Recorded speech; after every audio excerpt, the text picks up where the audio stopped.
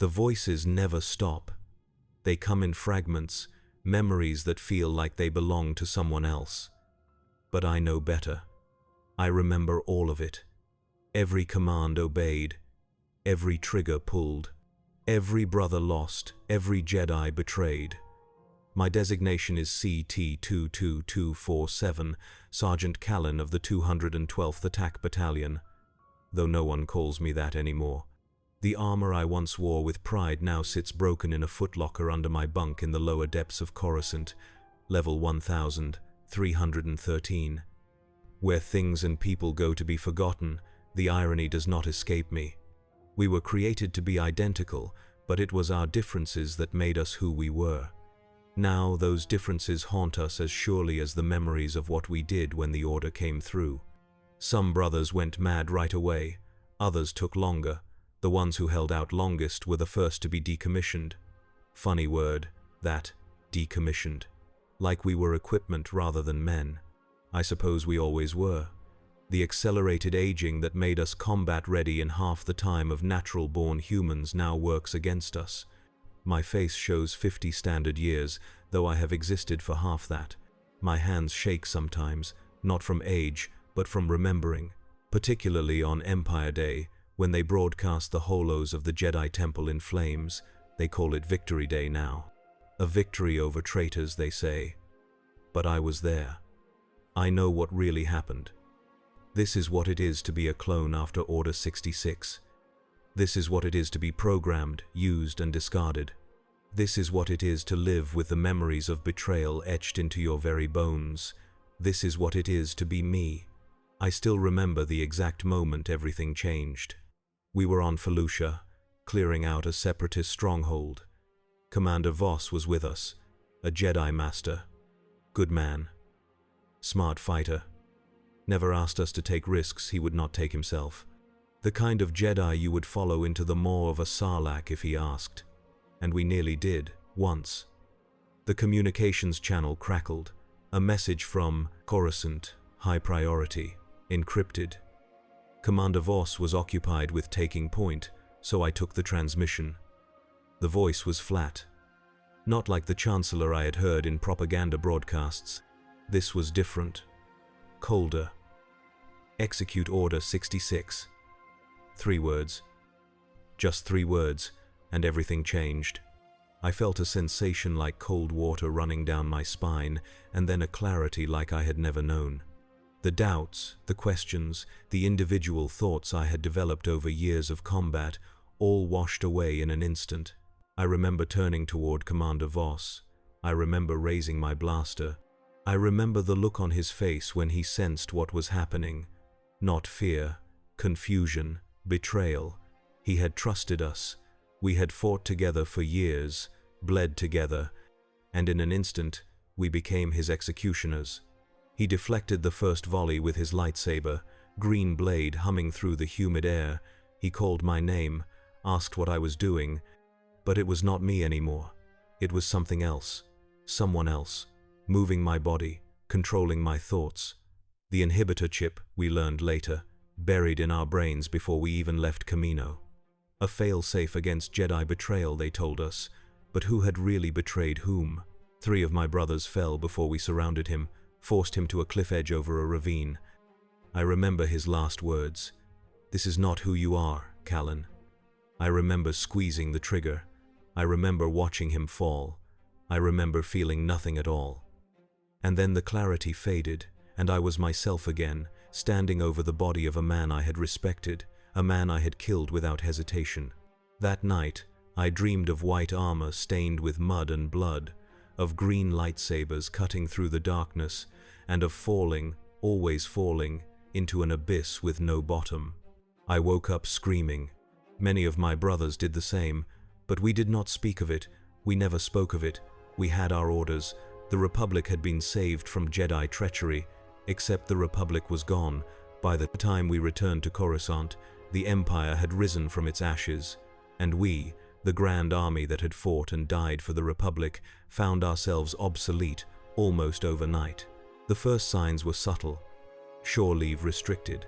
Deployment orders changed without explanation. New officers, Natural-born humans with cold eyes and pressed uniforms began appearing on our ships, watching us, taking notes. Then came the integration, stormtrooper units, recruits fresh from imperial academies, full of ideology and empty of experience. We were ordered to train them, to teach them everything we knew, to make them better than us. And when the training was complete, the retirement orders began. Not for all of us at once, that would have been too obvious, too wasteful. But one by one, battalion by battalion, the clones who had won the war found themselves thanked for their service and shuttled off to resettlement facilities. I lasted longer than most. My combat record was exemplary, my loyalty unquestioned. I trained 4 cycles of recruits before my turn came. A young officer with captain bars freshly pinned to his chest handed me the datapad with my orders. "The Empire thanks you for your service, Sergeant. Your replacement arrives tomorrow. You ship out at 0600. No ceremony, no medal. Just a datapad and a shuttle ticket to Coruscant, where a veteran transition center awaited." I had 16 standard hours to pack 12 years of military service into a single footlocker. I sat alone in the barracks that night, polishing my armor one last time. The white plates were scarred with carbon scoring and plasma burns. Each mark told a story, each dent a memory. The yellow striping of the 212th had faded to the color of old bone. I traced the pattern with my fingers and wondered who I would be without it. The transition center turned out to be a processing facility in one of Coruscant's mid-levels. Hundreds of clones lined up in neat rows, still standing at attention out of habit, even without officers present. We were issued civilian clothes, a stipend that would cover perhaps a month of modest living, and an automated message thanking us for our service to the glorious Empire. Some brothers wept openly, others stared ahead with dead eyes. A few talked excitedly of new beginnings, new possibilities. I said nothing. I took my stipend. I changed out of the only uniform I had ever known, and I walked out into a galaxy that had no place for men like me. The first few weeks I tried to follow the transition plan. Applied for the civilian positions recommended for veterans, security consultant, weapons instructor, bodyguard. But each interview ended the same way. A polite smile, a datapad notation, a promise to be in touch. They never called back. It took me longer than it should have to understand why. I saw my reflection in a transparent steel window one day and finally realized what they saw when they looked at me, a face identical to thousands of others, a walking reminder of the Clone Wars, of the Old Republic, of everything the Empire wanted its citizens to forget. My stipend ran out. The tiny apartment I had rented became unaffordable. I sold pieces of my armor to collectors and museums. The helmet went first. Then the chest plate, the bracers. Each sale felt like cutting away a piece of myself, but a man must eat. When the last credit was spent, I found myself on the streets of the lower levels. And I was not alone. They were everywhere, my brothers, some still in partial armor, others in rags. Men engineered to be perfect soldiers, reduced to begging for scraps. We recognized each other instantly, a nod, a hand sign from the battlefield. Small acknowledgements that we were not alone in our fall from grace. I found my way to level 1313 eventually. A dark place where the sun never reaches and the Empire rarely bothers to patrol. A place for the forgotten and the unwanted. A place where a clone might disappear among the other lost souls of the galaxy. I sleep in an abandoned maintenance tunnel now. The environmental systems still function enough to keep the temperature survivable. I share the space with 3 other clones. None of us use our designations anymore. Down here, we go by names. Just names. Mine is Callan. Just Callan. Trey was a medic. He still carries his field kit, though most of the supplies are gone now. He trades what medical knowledge he has for food and clean water. Jax was a pilot, lost an eye in a crash landing on Ryloth. He sometimes gets work moving cargo ships from the lower docks. When he can stay sober long enough, Gat was Special Forces. He does not talk about what he did during the war. He does not talk much at all, but he watches, always watches, like he is waiting for an enemy that never arrives. We all have nightmares. We all wake up shouting orders or apologies to people long dead. We all carry the weight of what we did, what we were made to do, but we survive, day by day, hour by hour, sometimes minute by minute. The work we find is irregular and often dangerous. Loading dock labor, unlicensed security, debt collection for people who cannot go to the authorities, work suited for men who are strong, skilled with weapons, and have little left to lose. The pay is poor, but it keeps us fed, most days. I try not to think about the irony of our situation, how we were created to be disposable, yet somehow survived. How we fought for freedom, only to end up less free than when we began. How we were born to die for the Republic, but lived just long enough to see ourselves become obsolete. I try not to think about any of it, but the memories come anyway, especially at night. The lower levels of Coruscant never truly go dark. There is always the glow of advertisements, the flicker of faulty wiring, the shine of speeders passing overhead through the massive ventilation shafts. The Empire does not bother with curfews down here. They do not bother with much of anything. As long as the trouble stays below, they are content to pretend we do not exist. This suits us fine. The less attention, the better. I find work where I can. My size and training make me valuable to certain employers. I guard shipments. I stand menacingly behind beings who collect debts. I do not ask questions about what I am protecting or why. Questions cost jobs, and jobs mean credits, and credits mean not starving for another day. One night, I am approached by a Trandoshan, scales gleaming dully in the neon light of a lower-level cantina, sharp teeth visible in what passes for a smile among his kind. "You, clone, I have work." I do not correct him about my name. Down here, being a clone can be an advantage in certain circles. It implies training, obedience, a willingness to follow orders without moral complications. If only they knew. What kind of work? I ask, nursing the single drink I can afford. Something cheap and bitter that burns all the way down. Security. One night. Good pay. I consider the offer. Good pay could mean many things. Enough to eat for a week. Enough to fix the water recycler in our shelter. Enough to buy medicine for Trey, whose cough has been getting worse. Details, I say. The Trandoshan slides a data chip across the table. Location, time, half now, half after. I pocket the chip. Who am I guarding? The Trandoshan hisses, a sound that might be laughter. Not who, what. I should ask more questions. I know this. But the weight of the credit chip in my palm silences my concerns. Whatever it is, it cannot be worse than what I have already done. I agree to the job. The Trandoshan leaves without another word. Later, in the dim light of our shelter, I examine the data chip. Coordinates for a warehouse in a neighboring sector. Midnight. Standard security protocols. The pay is better than good. It is exceptional. Trey notices my expression. Bad business. I shrug. Unknown business. He nods. We have all made compromises down here. Moral flexibility is a survival trait in the lower levels. Watch yourself, he says, and returns to mending a torn jacket with careful stitches. His hands are still steady, even if the rest of him is failing. I clean my blaster. An old DC-15 seconds, modified to bypass the Empire's weapon identification systems. One of the few pieces of my past I refuse to sell.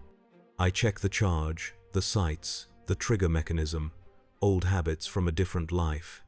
At 2,300 hours, I leave the shelter. The corridors of level 1,313 are never empty, but at this hour, they are less crowded. I move with purpose, keeping my head down and my hand near my blaster. Most predators down here seek easier targets, but there are always those looking to make a reputation by taking down a clone. The warehouse is nondescript, unmarked, one of thousands in this sector. The security systems are minimal. designed to keep out curious vagrants rather than determined intruders. I scan the area before approaching, old training taking over, looking for snipers, ambush points, escape routes. The side door opens as I approach. Another Trandoshan, larger than the first, gestures me inside with a clawed hand. The warehouse interior is dimly lit. Stacks of crates form a maze in the cavernous space. The air smells of machine oil and something else. Something organic. Familiar yet strange. I am led to a small group near the center of the warehouse. 2 humans, a Rhodian, all armed. All watching me with the careful assessment of professionals evaluating a potential threat. The clone is here, my escort announces, then melts back into the shadows. One of the humans steps forward, older, gray at the temples, scars on his face that speak of battles survived by skill rather than luck. "You understand discretion, yes?" he asks. I nod once. "Good. Your post is there."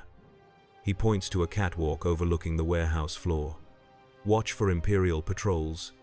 Signal if you see anything. Do not interfere otherwise." "Clear?" "Clear," I confirm already, moving toward the metal staircase leading up to the catwalk. From my vantage point, I can see the entire operation. They are moving the crates to a loading area where a freight speeder waits, working quickly, efficiently. Whatever is in those crates, they want it moved fast. I settle into position, blaster ready but not drawn. I scan the exterior through viewports spaced along the warehouse wall. Empty streets, no sign of Imperial presence. The lower levels are not a priority for patrols, especially at this hour. An hour passes, then another. The work continues below. I maintain my vigilance, professional despite my growing curiosity about what exactly I am helping to smuggle. Then I hear it, a cry, muffled but unmistakably human, coming from inside one of the crates. I tense. My grip tightens on my blaster. Another cry. Then another. Multiple voices, young voices, children. The realization hits like a physical blow. I am guarding a shipment of children. Slaves, most likely, destined for mines or pleasure houses or worse. Something shifts inside me, a line being crossed. I have done many things since my fall from the Grand Army, things I am not proud of, things necessary for survival. But this is different. I scan the group below. 6 armed smugglers, professionals, but not military, not like me. I calculate angles, cover positions, response times, the old training flooding back like it never left. My comm unit crackles. "Movement on the east perimeter," the Rhodian's voice reports. "Could be nothing." The gray-haired human gestures sharply. "Accelerate the timeline. I want those crates on the speeder now." They begin moving faster, more cries from the crates. One of the smugglers slams a fist against the side of a container, shouting for silence. I make my decision. My first shot takes down the human leader, clean hit to the chest. He drops before he can draw his weapon. The second shot finds the Rhodian's shoulder, spinning him away from his blaster. Chaos erupts. The remaining smugglers dive for cover, returning fire wildly toward my position on the catwalk. Blaster bolts sizzle past my head, impacting the wall behind me. I roll to a new position, squeezing off 3 more shots in rapid succession. 2 find their marks. The warehouse echoes with screams, both adult and child. A bolt grazes my arm. Pain flares hot and sharp. I ignore it. Take aim. Fire again. Another smuggler falls. The remaining 2 break for the exit, abandoning their cargo in favor of survival. I let them go. They are not my primary concern. When the last footsteps fade, I descend from the catwalk. My arm throbs. Blood soaks my sleeve. Nothing serious. Nothing a soldier cannot handle. The crates are sealed with electronic locks, simple ones. I shoot each mechanism, the locks failing with showers of sparks. Inside the first crate, I find them, 6 children, different species, different worlds of origin, all sharing the same terrified expressions. It is okay. I tell them, though I am not sure if that is true. You are safe now. A human girl, perhaps 7 standard years old, stares at me with wide eyes. Are you a stormtrooper? She asks, her voice small and fearful. No, I reply, offering my hand to help her from the crate. Not anymore. I free the children from the remaining crates. 23 in total. I check them for injuries. Find none beyond minor bruises and dehydration. What now? Asks a Twi'lek boy, older than the others. Old enough to understand their situation. What now indeed? I cannot take them with me. Cannot return them to my shelter. Cannot contact the authorities without risking myself. But I know someone who might help. A contact from my early days on level 1313. A former pilot who runs a transport service. Questions not asked as long as the credits are good. Now we get you somewhere safe, I tell them, hoping I can deliver on that promise. I use the smuggler's comm to call in a favor, the largest one I have ever asked. While we wait, I gather what supplies I can find. Water, nutrient bars from a storage locker, blankets for the smallest children, who shiver despite the warmth of the warehouse. An hour later, we leave through the back exit.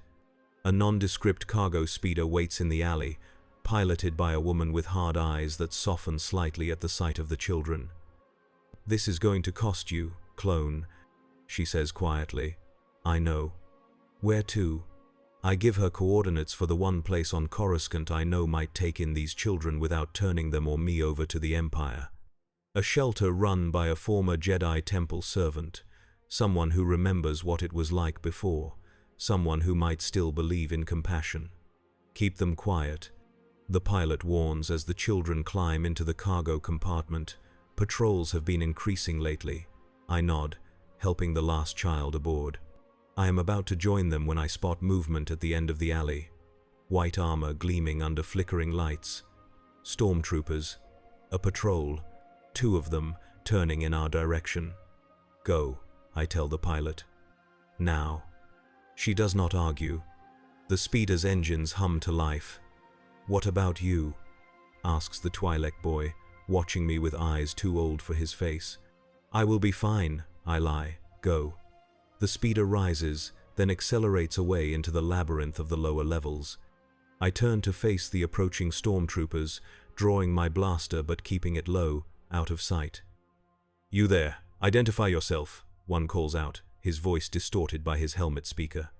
I straighten my posture, square my shoulders, adopt the stance of a soldier reporting to a superior. A lifetime of conditioning does not fade easily. Civilian contractor, I respond. Night shift security. They approach cautiously, blaster rifles held ready but not aimed directly at me. Not yet.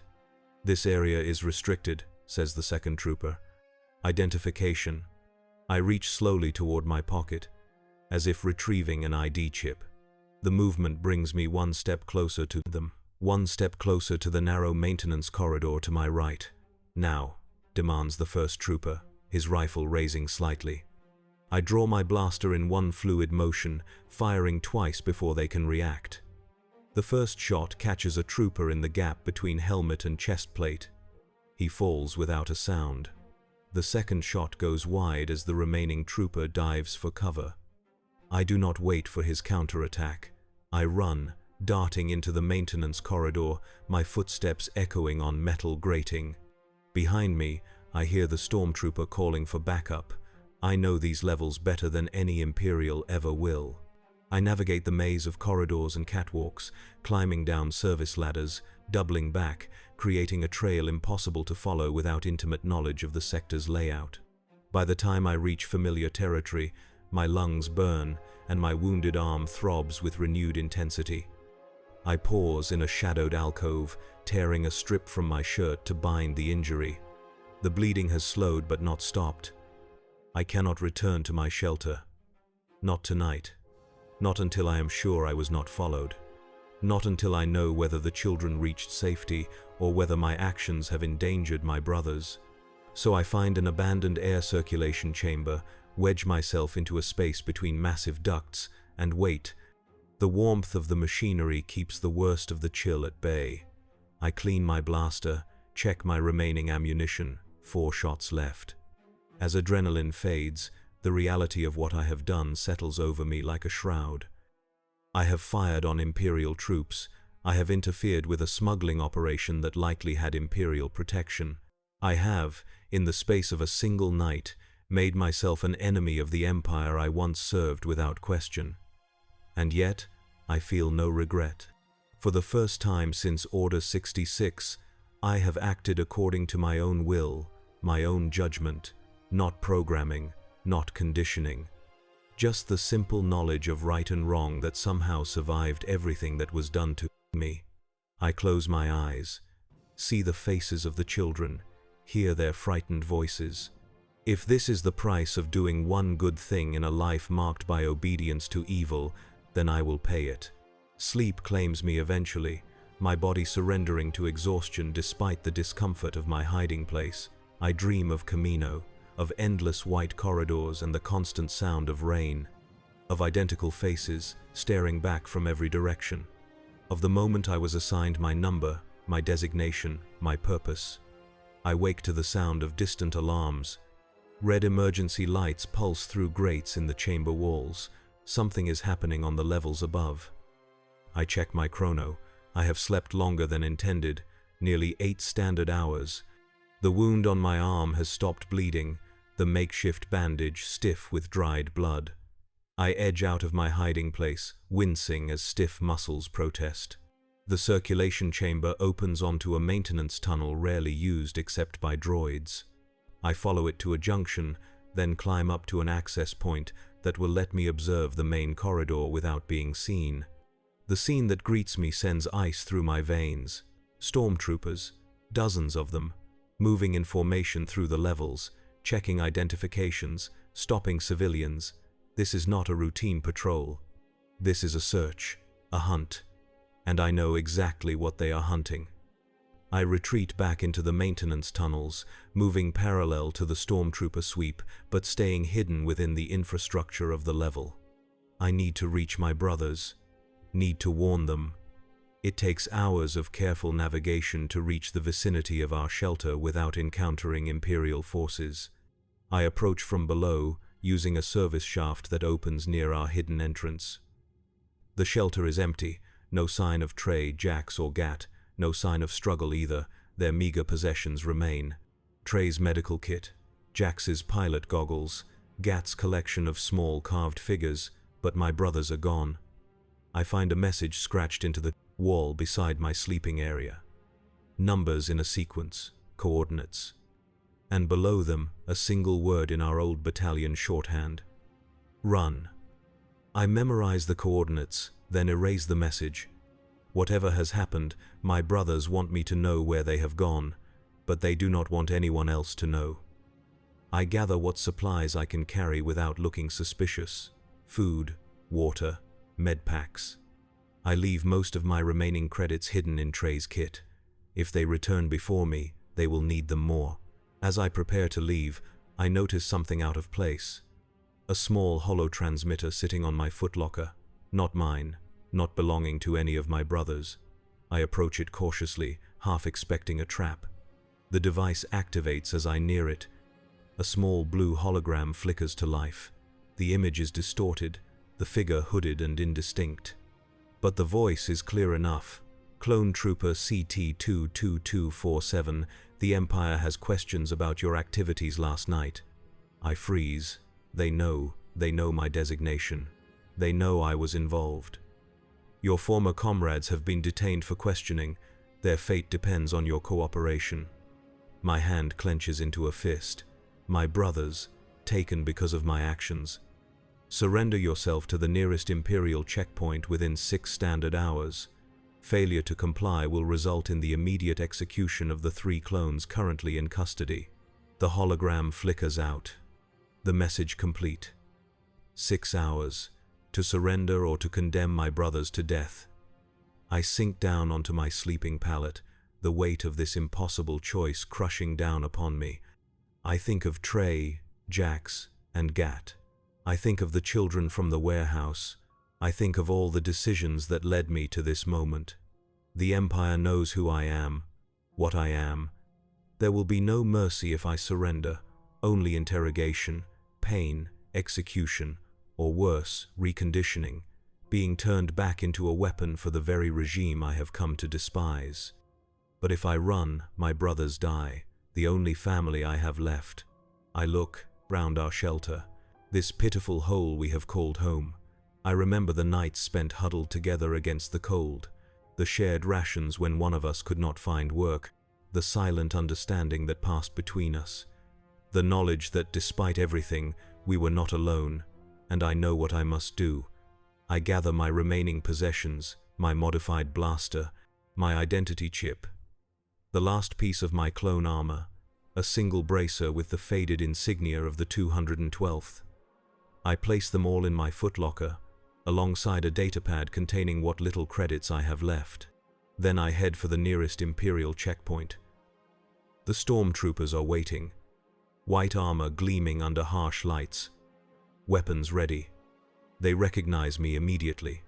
No words are exchanged as stun cuffs are placed around my wrists. No questions asked as I am led to a waiting transport. The journey passes in silence. Through the lower levels, up through the mid-levels, higher than I have been since my discharge.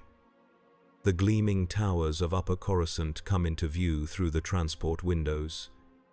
The seat of imperial power, the heart of the regime built on the bones of the republic I once served. We dock at a nondescript building. No imperial markings, no flags or symbols, just another tower among thousands. But I know what it island, we all heard the whispers, the rumors of where troublesome clones disappeared to, the Imperial Security Bureau, the Empire's answer to questions of loyalty. I am led through sterile corridors, past doors with no markings, past guards with no insignia, to a room with a single chair in the center, restraints built into the arms and legs, a surgical droid hovering nearby, instruments gleaming under cold light. A human officer waits beside the chair, thin, pale, eyes like chips of ice. CT-22247, he says, consulting a datapad. Sergeant Callan of the 212th Attack Battalion, distinguished service record, recommended for commendation after the Battle of Felucia. I say nothing. There is nothing to say. You caused quite a problem last night, Sergeant. Disrupted an Imperial operation, killed personnel, released valuable cargo. Still, I remain silent. But most concerning of all, you fired upon Imperial stormtroopers, your replacements, your betters. At this, I cannot help but respond. Where are my brothers? The officer smiles, a thin, bloodless expression. Your brothers? Yes, the other defective units. We had a deal, my surrender for their release. The smile widens slightly. The Empire does not negotiate with terrorists, Sergeant. Surely you remember that from your training. Cold realization washes over me. There was never going to be a release. My brothers were doomed the moment they were taken. Perhaps they were already dead. However, the officer continues, you may still be of use to the Empire. Your combat expertise, your knowledge of the lower levels, your connections among the clone deserters. He gestures to the chair, to the surgical droid, to the instruments laid out with mechanical precision, a simple procedure, a reset of certain neural pathways, a renewal of your commitment to order, reconditioning. The fate worse than death, to be turned back into a weapon, to lose what little self I have managed to reclaim in the years since Order 66, and if I refuse. The officer sighs, as if disappointed by a child's foolish question. You misunderstand, Sergeant. This is not an offer. It is simply an explanation of your value. The procedure will happen regardless of your cooperation.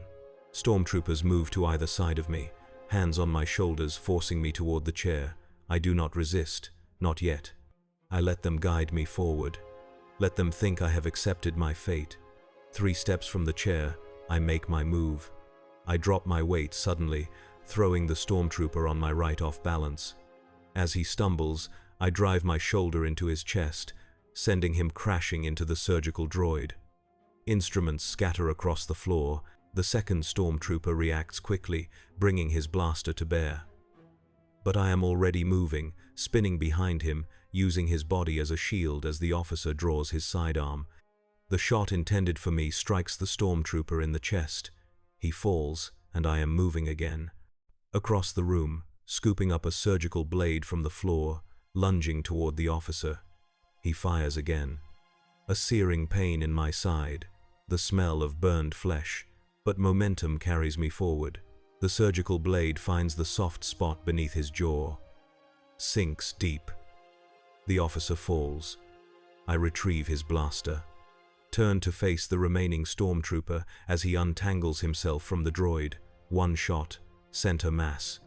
He joins his comrade on the floor. Alarms begin to wail. Red lights flash in the corridor outside. I have minutes at most before reinforcements arrive. I search the officer's body, find a keycard for the restraints, free my hands, check the blaster charge, half depleted. It will have to be enough. The wound in my side throbs with each heartbeat, not fatal, but debilitating if not treated soon. I tear a strip from the officer's uniform, bind it around my torso as best I can. Then I move to the door, listening for approaching footsteps. The corridor beyond is empty for now, but that will not last. I have no plan, no extraction strategy, just the desperate need to keep moving, to find my brothers if they still live, to escape if they do not. The keycard opens the door. I step into the corridor, blaster ready. Left leads deeper into the facility. Right leads toward what might be an exit. I choose right. 2 corridors later, I encounter the first response team, 3 stormtroopers moving in formation. I duck into a side room before they spot me, wait for them to pass. Continue my journey through the labyrinth of the ISB facility. I find a turbo lift, use the officer's keycard to activate it. Select the lowest level available, reasoning that it must lead to some kind of exit. The lift descends. My side burns. Blood seeps through the makeshift bandage. I check the blaster charge again, running lower with each shot fired. The doors open onto a dimly lit detention level. Cells line both sides of a long corridor. Force fields shimmer across each entrance. And in those cells, faces. Familiar faces. My face, repeated with slight variations. Clones, dozens of them. Some I recognize from my battalion, others from different units, all prisoners of the Empire they once served. I move down the corridor, checking each cell, looking for my brothers. I find Trey in the 3rd cell, his face bruised, one arm hanging at an unnatural angle, but alive. His eyes widen when he sees me. "Callan, what are you doing here?" "Getting you out," I reply, searching for a control panel to deactivate the force field. "You cannot. They will kill you." "They will try." I find the control panel. Use the officer's keycard. The force field flickers and dies. Trey stumbles forward, catching himself against the wall as his legs threaten to give out. "The others," he gasps. Jax is 3 cells down. Gat is in isolation, lower level. They took him first. Asked about you, about the children. I support Trey with one arm, helping him out of the cell. "Can you walk?" He nods, jaw clenched against pain. Enough. We move down the corridor, each step an agony for both of us. My side bleeding, his arm useless. But we move, always forward, because standing still means death in a place like this. Jax is where Trey said he would be. His face is unmarked, but his breathing comes in shallow gasps. Broken ribs, maybe worse. Internal damage. His one good eye focuses on us as the force field drops. "Took you long enough," he wheezes, attempting a smile that becomes a grimace. Between us, we get him on his feet. 3 broken soldiers supporting each other, moving like a single wounded animal down the detention corridor. "How do we find Gat?" I ask Trey. He gestures toward a security terminal at the end of the hallway. "Isolation cells are restricted, need higher clearance." I leave them leaning against the wall while I approach the terminal. The officer's keycard grants access, but a secondary authorization is required for isolation-level controls. I try various override codes from my military days. None work. "Move," Jack says, pushing away from the wall despite his injuries. He limps to the terminal, studies it for a moment, then begins typing with surprising speed. Pilot training included slicing. Never know when you might need to override a locked nav computer. The screen flashes green. Access granted. A new schematic appears showing a sub-level beneath us. 6 isolation cells arranged in a circle around a central monitoring station. Cell 3, Jack says, highlighting it on the display.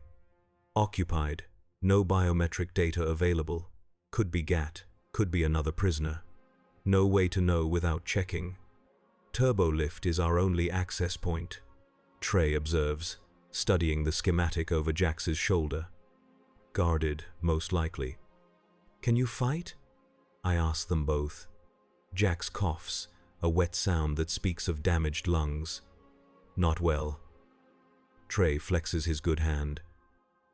"One arm, better than none. Not ideal, but we have no choice. We need to find Gat, need to stay together. 4 brothers who survived the war only to be hunted by the empire they helped create. The turbo lift at the end of the corridor requires the officer's keycard again. The doors open to reveal a single stormtrooper standing guard. His surprise at our appearance gives me the half-second advantage I need. One shot from the officer's blaster, and the guard crumples. We enter the lift. Jax selects the isolation level from the control panel. The doors close, and we begin our descent into the deepest part of the ISB facility. "What is the plan after we find Gat?" Trey asks, his voice tight with pain. "Get out, get somewhere safe." "There is nowhere safe for clones," Jack says. "Not anymore." He is right. I know he is right. But I say nothing. Sometimes hope, even false hope, is necessary for survival. The lift stops. The doors open. We tense, expecting resistance. But the circular chamber beyond is empty, save for a single officer seated at the monitoring station. His back is to us, attention focused on displays showing the interior of each isolation cell. I raise the blaster. One clean shot. The officer slumps forward, dead before he realizes we are there. We move quickly to the monitoring station. Check the displays. 5 of the 6 cells are empty. The 6th contains a figure huddled in a corner, knees drawn up to chest, head bowed. The image is grainy, the lighting poor. But I recognize the posture, the stillness. "Gat," I confirm. Cell 3. The controls for the isolation cells are simple, a single switch for each force field. I deactivate Cell 3, and the barrier between us and our brother disappears. I approach him cautiously. He does not look up at my footsteps, does not react to my presence at all. Not until I speak his name. "Gat, it is time to go." His head lifts slowly. His eyes, when they meet mine, are distant, unfocused. Whatever the ISB did to him in isolation has left its mark. "Callan?" he whispers, voice raw. "Real or memory?" "Real," I assure him, extending my hand. "We are all here, all real." His gaze shifts to Trey and Jax, who stand at the cell entrance. Slowly, recognition dawns in his eyes. He reaches up, takes my offered hand, allows me to pull him to his feet. "They asked questions," he says, "about the lower levels, about other clones, about you. What did you tell them?" A ghost of a smile crosses his face. "Nothing they wanted to hear. 4 of us now, 4 broken pieces of what was once the mightiest army the galaxy had ever seen. We return to the turbolift, ascend to the main detention level. From there, we need to find an exit, a way back to the lower levels where we might disappear among the forgotten and the unwanted. The facility has noticed our escape by now. Alarms sound in distant corridors, commands echo over the internal communication system. Security protocols activate, sealing off sections of the building. We move as quickly as our injuries allow. following emergency evacuation signs, avoiding main corridors, using maintenance ducts where possible. My military training takes over, clearing corners, watching sight lines, protecting my brothers as best I can with a half-charged blaster and a body rapidly weakening from blood loss. We encounter resistance twice, small groups of stormtroopers moving to secure the facility. We have surprise on our side the first time. The second engagement costs us the last of the blaster's charge, and Trey takes a grazing hit to his good shoulder. But we keep moving, because stopping means capture, means reconditioning or execution, means the end of whatever fragment of freedom we have managed to preserve. Eventually, we find what we are looking for: a service exit, maintenance, access to the sub-levels of the building. From there, we can work our way down to the lower levels of Coruscant, back to the shadows where we might survive. The door requires authorization. Jack steps forward again, but his hands tremble now, his strength fading. "I cannot," he admits, frustration clear in his voice. Gat moves past him, studies the security panel with eyes that seem more focused now, more present. Without a word, he pries open the control housing with bare fingers, exposes the circuitry beneath, and begins rearranging connections with precise movements. The door slides open. Cold air rushes in from the maintenance shaft beyond, the smell of machine oil and recycled atmosphere, the path to potential freedom. We step through the doorway one by one. Jax first, then Trey, then Gat. I pause at the threshold, looking back at the ISB facility. At the place that represents everything the Empire has become, everything we helped it become. For a moment, I consider staying, making a final stand. Perhaps taking a few more Imperial officers with me before the end, a soldier's death, a clone's death. But then I hear Trey call my name. See the three of them waiting in the darkness beyond, my brothers, my family. The only ones who understand what it means to be created for war and then discarded when peace no longer suited those in power. I step through the doorway, close it behind me. Gat seals the security system, buying us precious minutes before pursuit can follow. Then we descend. Down service ladders, through maintenance tunnels, past the humming generators that power the gleaming towers above, down toward the levels where the sun never reaches and the Empire rarely bothers to look. Our journey takes hours, each of us pushing beyond exhaustion, beyond pain, supporting each other when necessary, carrying each other when required. The bond forged in battle now tested in escape. We reach level 1313 as the artificial day cycle begins. The constant twilight of the lower levels, a welcome sight after the harsh lighting of the ISB facility. We stick to back corridors, avoid the more populated areas, make our way toward the coordinates Gat had scratched on our shelter wall. The location turns out to be an abandoned manufacturing plant, once producing parts for Republic gunships, now forgotten like the war it served. The perfect hiding place for those who fought that war and now find themselves hunted by the peace that followed. Inside we find others, more brothers, clones from different battalions, different fronts, all with the same story: discharged, discarded, driven to the lower levels. Hunted when they became inconvenient reminders of a history the Empire wishes to erase. They take us in, treat our wounds with limited medical supplies, offer what food and water they have, ask no questions about where we have been or what we have done. They know, they understand. They have all made choices since Order 66, all lived with the consequences. 3 days pass before I am strong enough to move beyond the immediate vicinity of my sleeping pallet. My side healing slowly, the blaster wound a constant reminder of how close I came to death, to reconditioning, to losing myself again. On the 4th day, a familiar face appears in the makeshift clone sanctuary. The Twi'lek boy from the warehouse. Older than I remembered, wiser than his years should allow. He approaches cautiously, watching me with those 2 old eyes.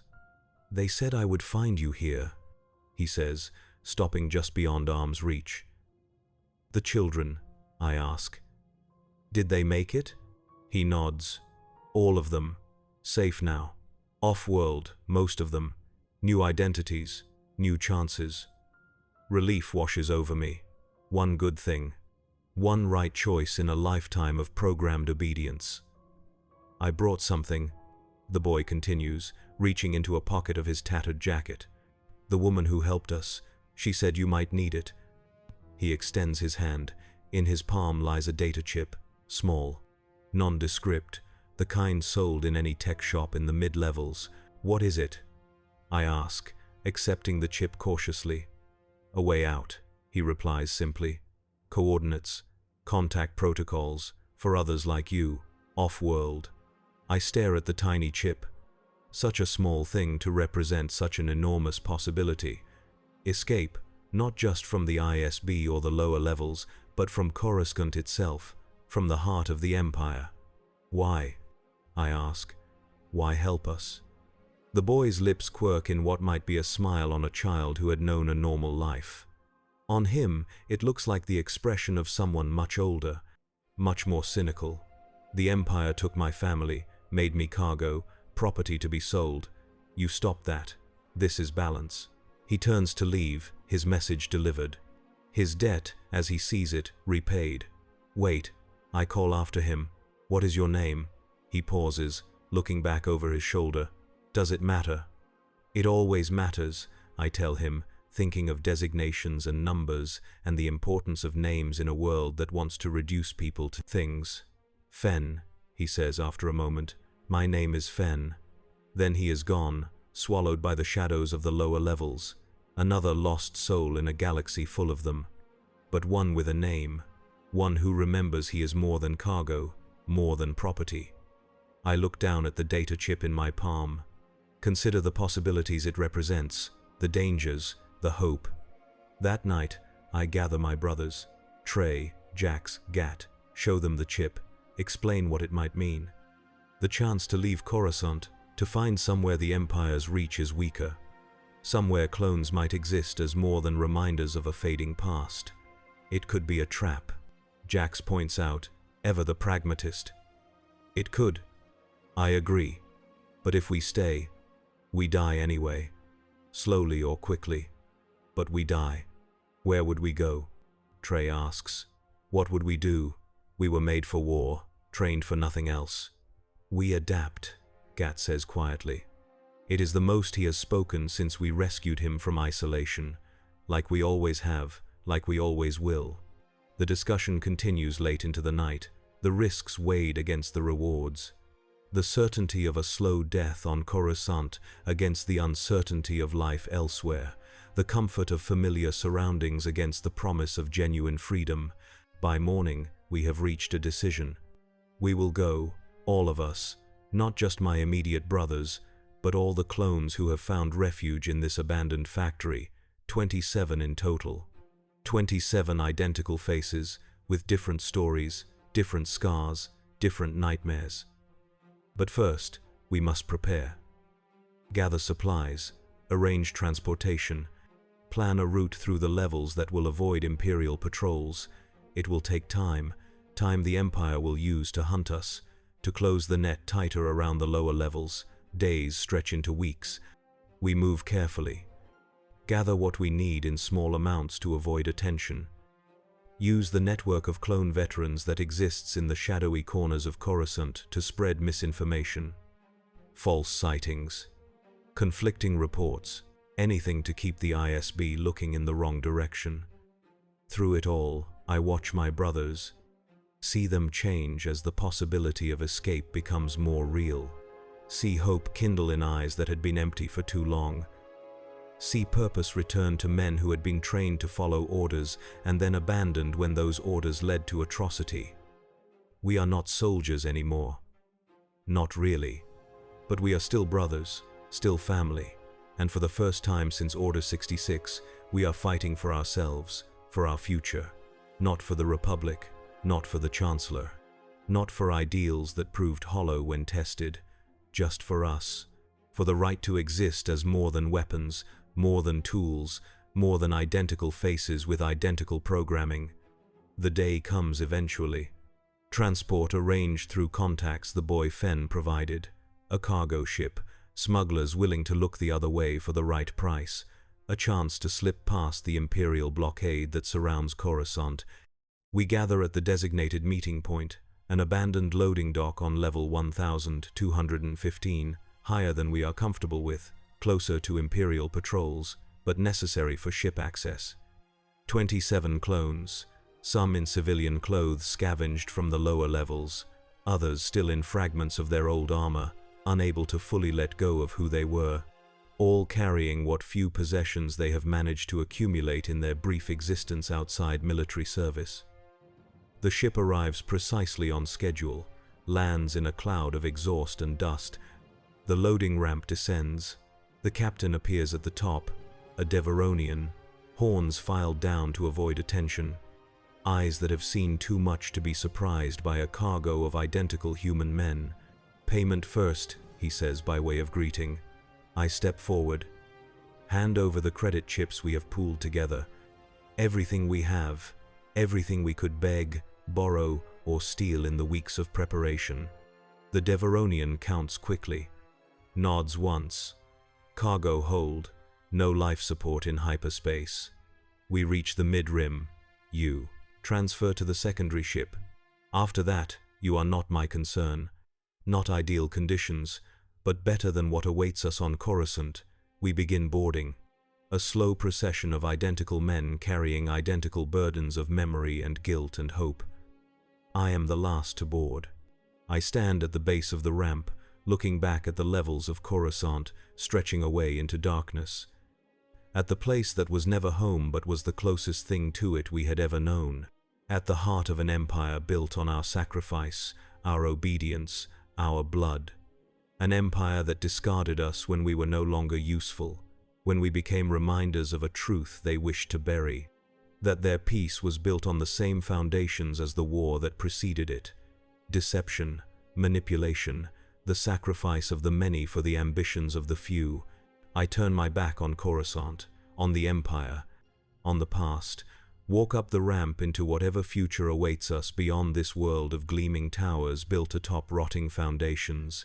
The ship departs without ceremony, rises through the levels of the Ecumenopolis, past the patrol lines, past the security checkpoints, our forged documents holding up under scrutiny, our presence unremarkable among the countless cargo vessels that come and go from the imperial capital each day. And then we are beyond atmosphere, beyond immediate imperial control, not free, not yet, but closer than we have ever been. In the cargo hold, my brothers and I sit in silence, each lost in private thoughts, private hopes, private fears. The ship vibrates around us as it prepares for the jump to hyperspace. Trey catches my eye across the dimly lit space, his arm still in a makeshift sling, his face still bearing the marks of ISB interrogation, but his eyes are clear, present, alive in a way I have not seen since before Order 66. "What happens now?" he asks, voice barely audible above the engine noise. I consider the question, consider all the possible answers, all the uncertainties that await us, all the dangers. "We live," I tell him simply, "whatever that means, however we can, but we live as men, not weapons, not tools, not clones, men."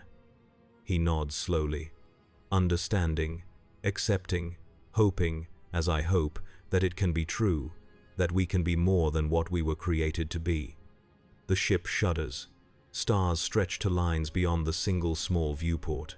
The familiar sensation of hyperspace travel surrounds us, carrying us away from the past, toward a future uncertain but unwritten. I close my eyes, see again the faces of all those I have known, my brothers who fell in battle, the Jedi we betrayed, the civilians caught in the crossfire of a war engineered for a single man's rise to power. I will never escape those memories, none of us will. They are etched into our very being, part of who we are, part of who we were made to be. But perhaps, in whatever time remains to us before our accelerated aging claims us, we can create new memories. New experiences, new choices made not because of programming or conditioning or chips buried in our brains, but because of our own judgment, our own values, our own humanity. Perhaps that is what it means to be a clone after Order 66, not just to survive with the memories and the guilt and the knowledge of betrayal, but to reclaim what was taken from us before we even knew it existed. Choice, freedom, identity beyond designation, to become men in truth, not just in form, to live, however briefly, as ourselves. I open my eyes, look around at my brothers, at their identical faces with their unique expressions, their identical bodies with their individual scars, their identical voices with their personal stories, and I know that whatever awaits us beyond this journey, we face it together. Not as units of a grand army, not as weapons to be wielded by those in power, but as brothers, as family, as men making their own way in a galaxy that never wanted us to exist beyond our usefulness. This is what it is to be a clone after Order 66. This is what it is to be free.